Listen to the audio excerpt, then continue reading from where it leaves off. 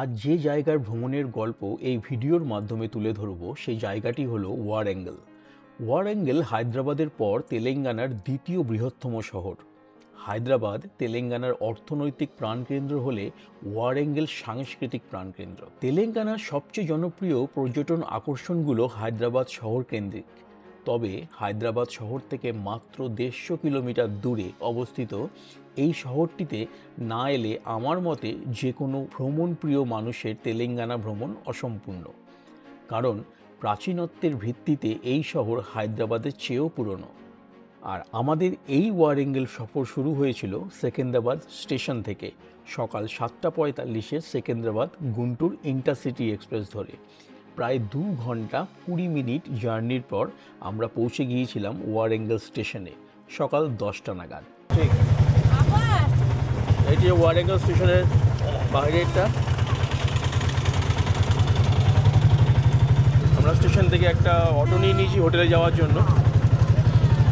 Auto নিচ্ছি 100 টাকা hotel পর্যন্ত।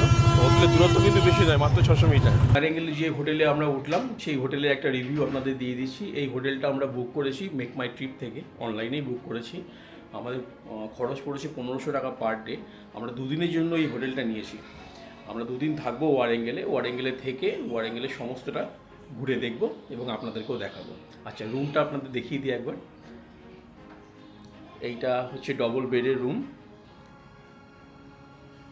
ফ্যান রয়েছে, এসি রয়েছে, এদিকে একটা কাভার্ড রয়েছে, সঙ্গে মিরর রয়েছে, আর এখানে রয়েছে একটা ছোট টি টেবিল আর দুটো চেয়ার আর টিভি রয়েছে।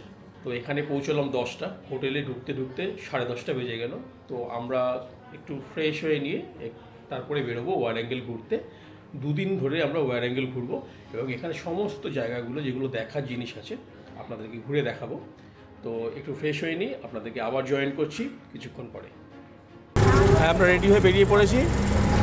আমাদের প্রথম ডেস্টিনেশন আজকে ওয়ারেঙ্গল ফোর্ট। তো ওয়ারেঙ্গল ফোর্টে যাব, ওয়ারেঙ্গল ফোর্ট দেখবো, তারপর নেক্সট ডেস্টিনেশন।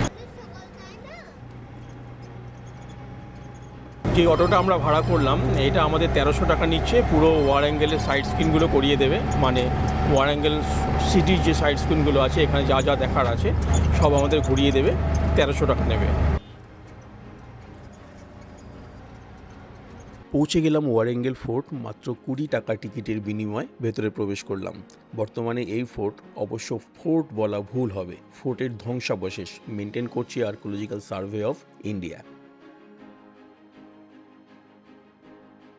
ওয়ারেঙ্গল 8ম শতাব্দীতে রাষ্ট্রকূট রাজবংশের অধীনে, 10ম শতাব্দীতে চালুক্য রাজবংশের অধীনে এবং দ্বাদশ শতাব্দীতে এটি সার্বভৌম কাকাতিয়া রাজবংশের অধীনে আসে। কাকাতিয়া রাজবংশের রাজা গণপতি দেবের শাসনকালে 1199 থেকে 1262 সালের মধ্যে এই পাথরের তৈরি দুর্গের নির্মাণ করা হয়েছিল বলে মনে করেন ঐতিহাসিকবিদ এবং প্রত্নতান্ত্রিকবিদেরা। পরবর্তীকালে গণপতি দেবের কন্যা রুদ্রমা দেবী রাজসিংহাসনে বসেন। তিনি ছিলেন তেলেগু ভাষী অঞ্চলের প্রথম মহিলা শাসক। এরপর রুদ্রমা দেবীর পুত্র দ্বিতীয় প্রতাপরুদ্র রাজসিংহাসনে বসেন। তার সময়কালকে কাকাতিয়ার স্বর্ণযুগ বলা হয়।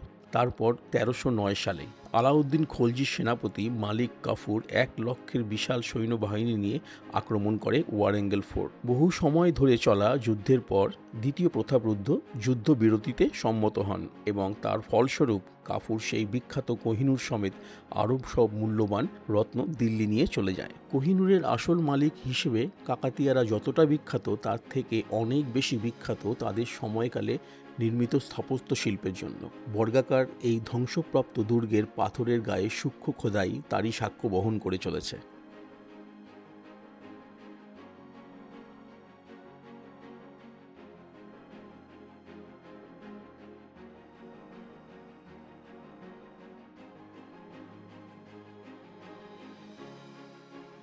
এই বর্গাকার ফোর্টের চারধারে রয়েছে 4টি অলংকারিত গেট। এগুলো আজও অক্ষত অবস্থাতেই রয়েছে, যাকে বলা হয় কাকাতিয়া কলা থোরানাম।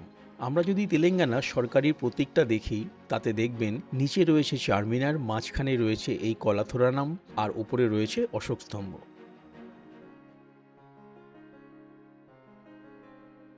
এই ফোর্টের নন্দী মণ্ডপ ও শিব মন্দিরটি এখনও কিছুটা অক্ষত অবস্থাতেই আছে। তবে এর অনেকটাই সংস্কার করেছে আর্কোলজিক্যাল সার্ভে অফ ইন্ডিয়া।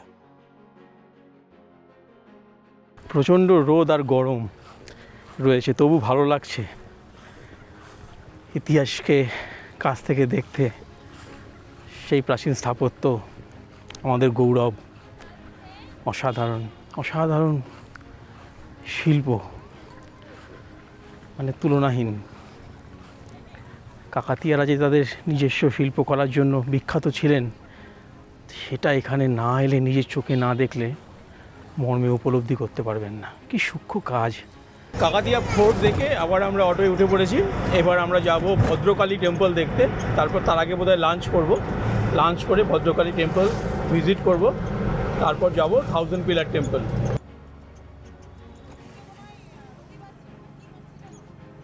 আমরা পৌঁছে গেলাম ভদ্রকালী মন্দিরে। এই মন্দিরটি 625 খ্রিস্টাব্দে চালুক্য রাজবংশের রাজা দ্বিতীয় পুলকেশী অন্ধ্রদেশের ভেঙ্গি অঞ্চলের ওপর তার বিজয়ের স্মরণে নির্মাণ করেছিলেন বলে মনে করা হয়। পরবর্তীকালে মন্দিরটি কাকাতিয়া রাজারা গ্রহণ করেন এবং মা ভদ্রকালীকে তাদের কুলদেবী রূপে প্রতিষ্ঠা করেন।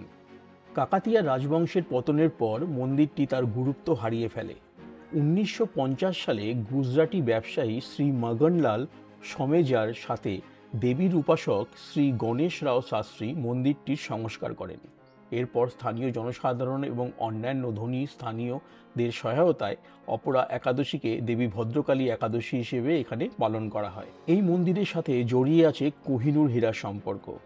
বলা হয় কাকাতিয়া রাজারা কোহিনূরকে মা ভদ্রকালীর বাম চোখে প্রতিস্থাপন করেছিলেন। আর মন্দিরের গর্ভগৃহের সামনে ফটোগ্রাফি, ভিডিওগ্রাফি অ্যালাউ নেই। আর এই মন্দিরের পাশে রয়েছে ভদ্রকালী লেক। কাকাতিয়া রাজা গণপতি দেব এই লেক নির্মাণ করিয়েছিলেন। লেকের পারিপার্শ্বিক সৌন্দর্য বেশ মনোরম। ভদ্রকালী টেম্পল দেখে আমরা আবার অটোতে চড়ে বসলাম আমাদের পরবর্তী গন্তব্যের উদ্দেশ্যে। আর আমাদের পরবর্তী গন্তব্য হলো 1000 পিলার টেম্পল। এখন চলে এসেছি 1000 পিলার টেম্পল দেখতে। আমার সামনেই রয়েছে 1000 পিলার টেম্পল। 1000 পিলার টেম্পল বা রুদ্রেশ্বর স্বামী মন্দির ভগবান শিব, বিষ্ণু এবং সূর্যদেবকে উৎসর্গিত। তবে মন্দিরের প্রধান আরাধ্য দেবতা ভগবান শিব। মন্দিরের গর্ভগৃহে একটি শিবলিঙ্গ স্থাপিত আছে। দ্বাদশ শতাব্দীতে কাকাতিয়া রাজবংশের গণপতি দেব, মা রুদ্রমা দেবী এবং প্রতাপ রুদ্রের পৃষ্ঠপোষকতায় এই মন্দির নির্মাণ হয়েছে বলে মনে করা হয়, যা হনমকোন্ডা পাহাড়ের পাদদেশে অবস্থিত। এই হাজারস্তম্ভ মন্দির বা রুদ্রেশ্বর মন্দির কাকাতীয় স্থাপত্যকলার প্রাচীনতম উদাহরণ। 1163 খ্রিস্টাব্দের পরবর্তী চালুক্য এবং প্রাথমিক কাকাতিয়া স্থাপত্য রীতিতে এই মন্দির নির্মিত হয় তারা আকৃতির এবং ত্রিকুটালয়। এই মন্দির কাকাতীয় ভাস্করদের দক্ষতা, তাদের শিল্প নিপুণতা এবং ত্রুটিহীন সূক্ষ্ম পাথর খোদাইয়ের কৌশলের এক চমৎকার উদাহরণ। মন্দিরের সম্মুখভাগে রয়েছে বিশাল একটি ডোলারাইট পাথরের তৈরি নন্দী মূর্তি। দাক্ষিণাত্যে তুগলকি আক্রমণের সময়কালে এই মন্দির ক্ষতিগ্রস্ত এবং অপবিত্র হয়। পরবর্তীকালে হায়দ্রাবাদের সপ্তম নিজাম এই মন্দির সংস্কারের জন্য 1 লক্ষ টাকা প্রদান করেন। এরপর 2004 সালে ভারত সরকার এই মন্দিরের পুনঃসংস্করণ করেন। বর্তমানে এই মন্দির রক্ষণাবেক্ষণ করেন archaeological survey of India. 1000 pillar temple ঘুরে আমরা এগিয়ে চললাম আমাদের পরবর্তী গন্তব্য পদ্মাক্ষী টেম্পলের দিকে। तो और कोई जगह नहीं, इंटरेस्ट नहीं है? टेम्पल बंद है अभी? बंद है। अच्छा तो रुक। फ्राइडे चालू करना है। আজ শুক্রবার হওয়ায় পদ্মাক্ষী টেম্পল ছিল বন্ধ। প্রত্যেক শুক্রবার পদ্মাক্ষী টেম্পল বন্ধ থাকে, তাই আমরা মন্দিরের ভেতরে প্রবেশ করতে পারলাম না। বাইরে থেকেই মন্দির দেখে এগিয়ে চললাম আমাদের পরবর্তী গন্তব্য কাকাতিয়া মিউজিক্যাল পার্ক দেখতে। তো আমরা গিয়েছিলাম কাকাতিয়া মিউজিক্যাল গার্ডেনের কাছে। ওটা এখন মেনটেনেন্স হচ্ছে, ওখানে রিকনস্ট্রাকশান হচ্ছে, ফলে এখন এন্ট্রি বন্ধ রয়েছে। তো আমরা ঢুকতে পারলাম না। অগত্যায় আজকে ডে এখানেই শেষ করতে হচ্ছে। মোটামুটি ওয়ারেঙ্গল শহরের মধ্যে যেসব দর্শনীয় জায়গাগুলো আছে আজকে ঘুরলাম। আর এখন আর কিছু করার নেই, তাই হোটেলে অগত্যা ফিরে যাচ্ছি। আর কালকে আমাদের নেক্সট প্ল্যানিং রয়েছে, আমরা কালকে রামাপ্পা যাব। তার মেন উদ্দেশ্য ওয়ারেঙ্গেল আসার হচ্ছে রামাপ্পা টেম্পল দেখা। ওয়ারেঙ্গেলে আমাদের আজকে শেষ দিন। আমরা বেরিয়ে পড়েছি আজকে ওয়ারেঙ্গেলে রামাপ্পা মন্দির ভিজিট করার জন্য। রামাপ্পা ওয়ারেঙ্গেল থেকে 66 কিলোমিটার আর হায়দ্রাবাদ থেকে 209 কিলোমিটার দূরে অবস্থিত। তো ওয়ারেঙ্গেল থেকে চলেছি এখন আমরা রামাপ্পা টেম্পল দেখতে, যেটি ইউনেস্কো ওয়ার্ল্ড হেরিটেজ সাইট, তেলেঙ্গানার একমাত্র UNESCO world heritage site Ramappa temple. এই রামাপ্পা যাওয়ার জন্য আমরা ওয়ারেঙ্গেল থেকে একটা গাড়ি হায়ার করেছি, যেটা আমাদের পড়েছে 2800 টাকা পুরো দিনের জন্য। রামাপ্পা টেম্পল, ওখান থেকে কোটাগুল্লু, আরও একটা স্পট আছে, সেগুলো আমরা ঘুরিয়ে দেখাবে আজকে। তো এই জন্য টোটাল গাড়ি ভাড়া পড়ছে আমাদের 2800।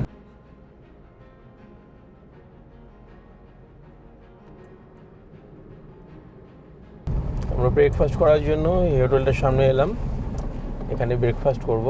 এখন ব্রেকফাস্ট অর্ডার করেছি পুরি সবজি 1 প্লেট আর ইডলি আমার জন্য।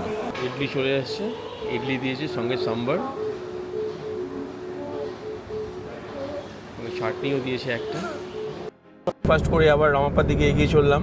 সামনে রাস্তাটা খুব অসাধারণ, মানে সিনিক বিউটি, রাস্তা দুধারে মানে দেখার মতো, মানে একদম দুধারে জঙ্গল, কখনো ক্ষেত, কখনো নীল আকাশ, অসাধারণ।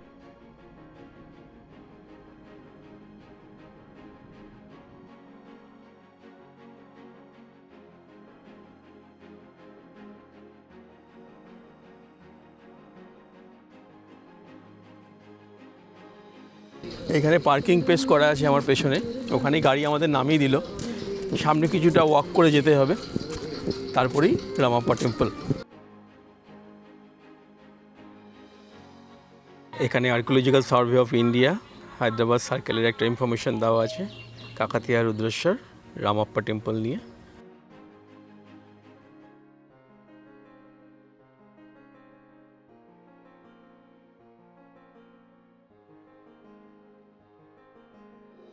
রামাপ্পা মন্দির, যা রুদ্রেশ্বর মন্দির নামেও পরিচিত, ভারতের তেলেঙ্গানার মুলুগু জেলার পালামপেট গ্রামে অবস্থিত। এটি কাকাতিয়া রীতিতে তৈরি হিন্দু মন্দির।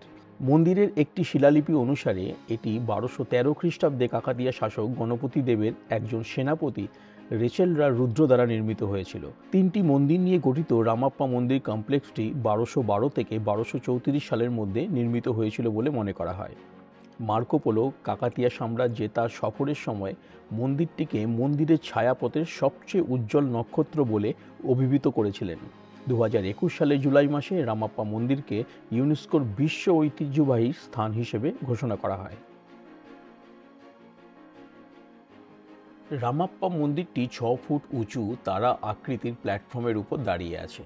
মূল মন্দিরের গর্ভগৃহের সামনের হল ঘরে অসংখ্য সূক্ষ্ম খোদাই করা কারুকার্যময় স্তম্ভ রয়েছে। মূল মন্দিরের পরিকাঠামোটি লালচে বেলে পাথরের।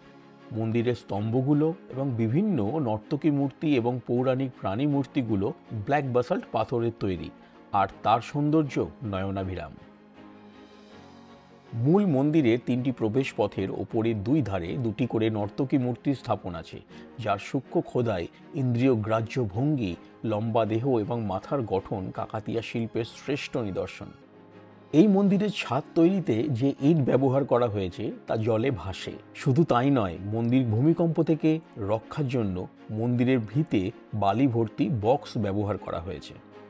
এই মন্দিরের আরেকটা উল্লেখযোগ্য ব্যাপার হলো মন্দিরের নামকরণ। এটি ভারতবর্ষের একমাত্র মন্দির যার নামকরণ করা হয়েছে ভাস্কর রামাপ্পার নামে, যিনি ছিলেন এই মন্দিরের কারিগর।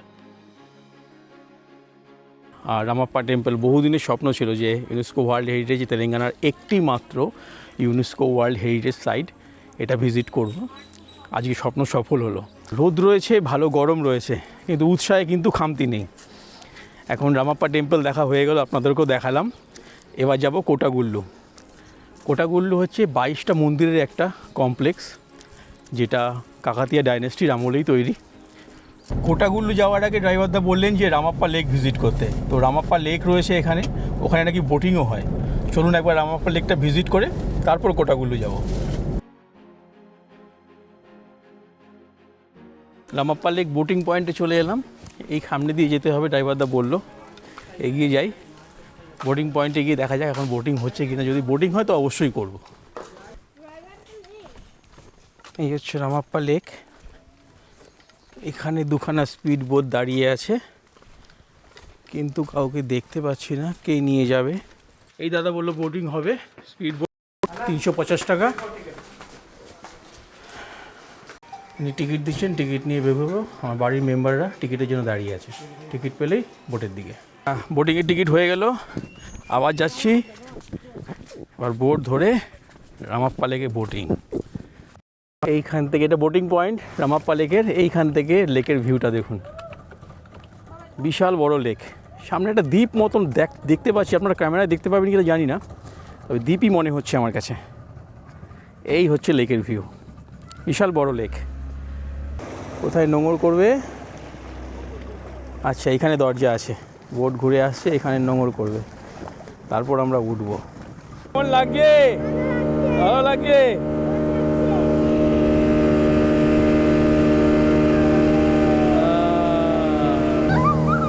ওরে বাবা,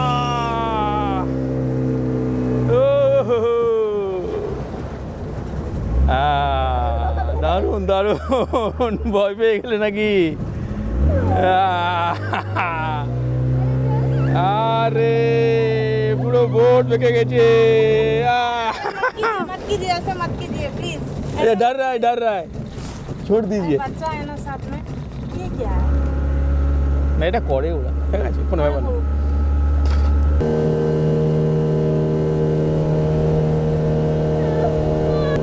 নো ডাউট বিশাল মজা হয়েছে।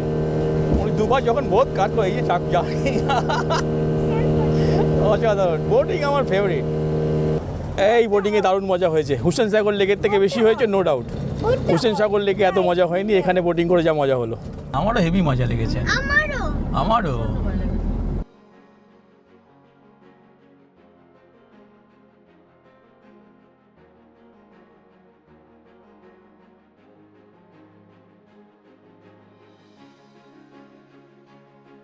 আমরা পৌঁছে গেলাম কোটাগুল্লু মন্দির কমপ্লেক্সের কাছে।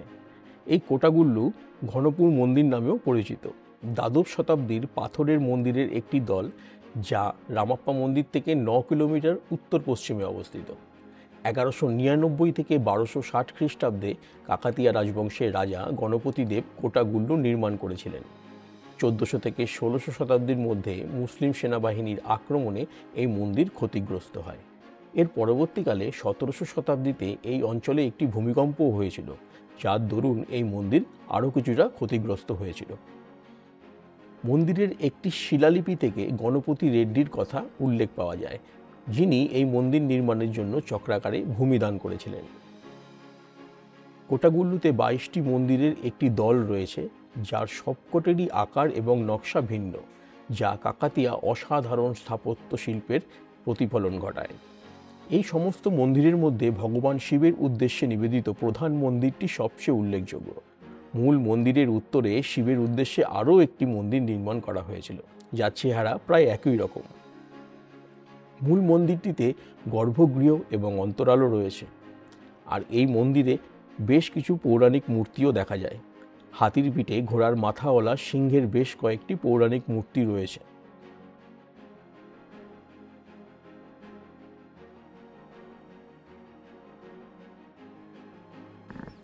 একটা সময় এর উপরে ছাদ ছিল মন্দিরের, এখন কিছুই নেই, সব ভেঙে ফেলা হয়েছে। মন্দিরের দরজা বন্ধ আছে, আমি দরজার ফাঁক দিয়ে আপনাদেরকে দেখাবার চেষ্টা করি। ভগবান এখন শিবের মূর্তি পর্দার আড়ালে রয়েছে। এখন বোধহয় মন্দির বন্ধের টাইম, তাই বন্ধ রয়েছে। মন্দিরটা দেখতে পাচ্ছেন, দেখুন এর পাথরের গায়ে নাম্বারিং করা আছে।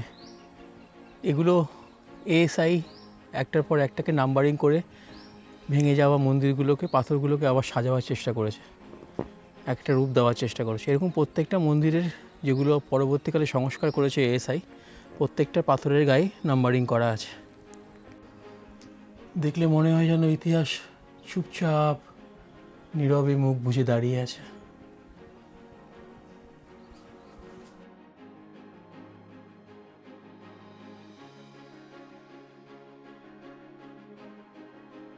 কোটাগুল্লু থেকে এবার আমাদের যাত্রা শুরু হলো পরবর্তী ডেস্টিনেশনের জন্য। আমাদের পরবর্তী ডেস্টিনেশন হচ্ছে পান্ডওয়ালা গুট্টা।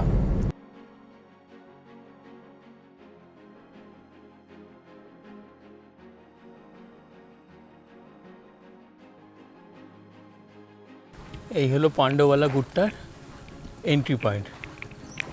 আর পাণ্ডবালা গুট্টার গুট্টা শব্দের অর্থ হচ্ছে গুট্টা বা গুট্টালু, যার অর্থ হচ্ছে গুহা। আর পাণ্ডবালা গুট্টার বিশেষত্ব হচ্ছে এখানে প্যালিওলিথিক যুগের বা মধ্যপ্রস্তরীয় যুগের গুহা চিত্র এখানে রয়েছে। এবার সমস্যা যেটা হচ্ছে, এইখান দিয়ে একটা সিঁড়ি উঠে গেছে, আবার এদিক থেকে একটা সিঁড়ি উঠে গেছে। কোনটায় যেতে হবে বুঝতে পারছি না। এখানে আচ্ছা একটা বোর্ড দেওয়া আছে, রক আর্ট পেন্টিং লেখা আছে, একটা অ্যারো দেওয়া আছে, মানে এই সিঁড়িটাই হবে। জানি না কতটা উঠতে হবে। এখন ঘড়িতে সময় 1:30, আর 1:30 কি গরম বুঝতেই পারছেন, রোদ রয়েছে, কিন্তু উপায় নেই, এটাই শিডিউল, এইভাবেই যেতে হবে। সিঁড়িগুলো খুব খাড়াই, আপনাদের দেখাই।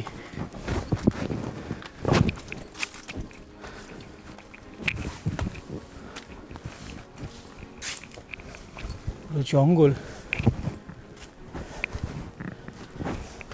কেউ কোথাও নেই, একটা মানুষকেও দেখতে পাচ্ছি না। একটু বসি, হাঁপিয়ে গেছে, একটা মানুষেরও দেখা নেই।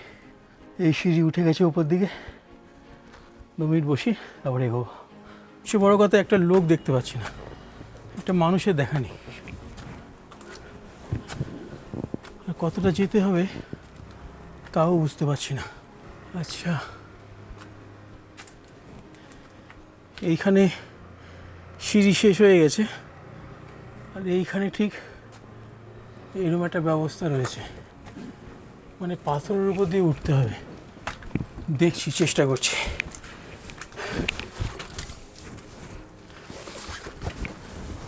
এখানে একটা কাঠের লম্বা টুকরো রাখা আছে, এটা ধরে ধরে হয়তো উপরে উঠতে হবে।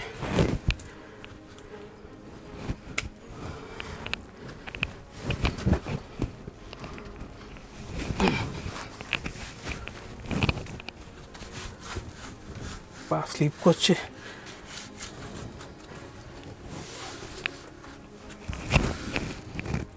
ক্যামেরাটা একটু বন্ধ করলাম।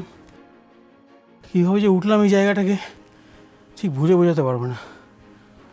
ও মাই গড, দেখুন, একটা বাইসনের ছবি সম্ভবত, কিংবা হরিণ হবে। এখানেও একটা ছবি রয়েছে, এখানেও একটা ছবি রয়েছে, এর সঙ্গে এটাও রয়েছে, রাহুল লাভ রাবণী। ও বাবা, প্রস্তর যুগীয় ভালোবাসা এদের, এখানেই লিখতে হয়েছে। এখানে একটা চিহ্ন রয়েছে, সম্ভবত মানুষের ছবি আঁকার চেষ্টা, মাছের ছবি। এগুলো সব পুরোটাই মানে অ্যানিম্যাল ব্লাড দিয়ে এগুলো আঁকা। বা এখানে 2 বড় বড় হরিণের ছবি রয়েছে, ভাবতে পারেন।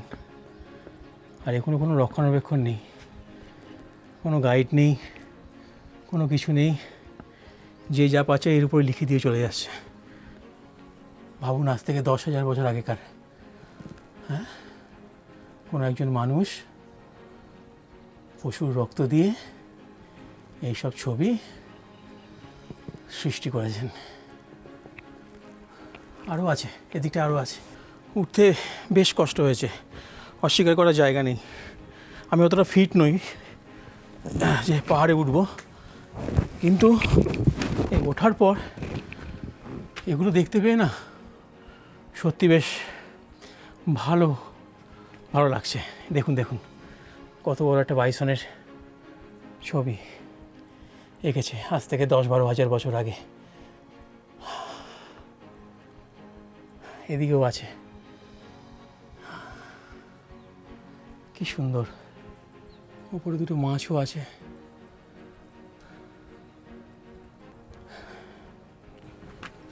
সম্ভবত এটা একটা মানুষের ছবি আঁকতে চেষ্টা করেছিল, দেখুন, কিংবা বাচ্চা হবে।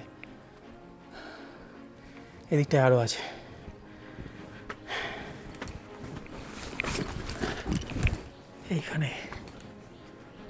এখানেও কিছু একটা আকার রয়েছে, আমি বুঝতে পারছি না, সম্ভবত গন্ডার হতে পারে কিংবা অন্য কিছু। আরেকটা জিনিস দেখাই, মানে এইখানে দাঁড়িয়ে দূরের ভিউটা দেখুন একবার, এটা না দেখলে ওয়াও, সবুজ, সব জায়গায় ধানের চাষ হয়ে রয়েছে দূর দূর পর্যন্ত। আর এই পাহাড়, এই দেখুন,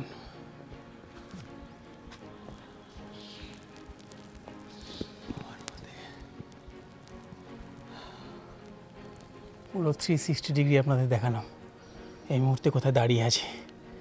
পান্ডাওয়ালা গুড়টা আপনারা দেখলেন, এখানকার গুহচিত্র আপনাদেরকে দেখালাম। আজকের যে আইটিনারি ছিল এটা আমাদের শেষ আইটিনারি ছিল, তো এরপরে হোটেলে ব্যাক করে যাব। আজকে প্রচুর পরিশ্রম হয়েছে, প্রচুর ঘাম বেরিয়েছে, খুব ক্লান্ত লাগছে এই মুহূর্তে।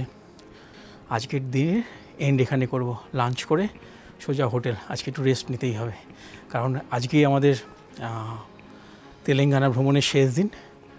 কালকে বাড়ি ফিরে যাব। কালকে রাতের ট্রেন রয়েছে বিজয়বাড়া থেকে 9:10 ফলকনামা এক্সপ্রেস ধরে পরশুদিন হাওড়া। ক্যামেরাটা আবার বন্ধ করছি, ক্যামেরা বন্ধ করে ব্যাগে না নিলে নামতে পারবো না। যেটা দিয়ে উঠেছি সেটা দিয়েই নামবো।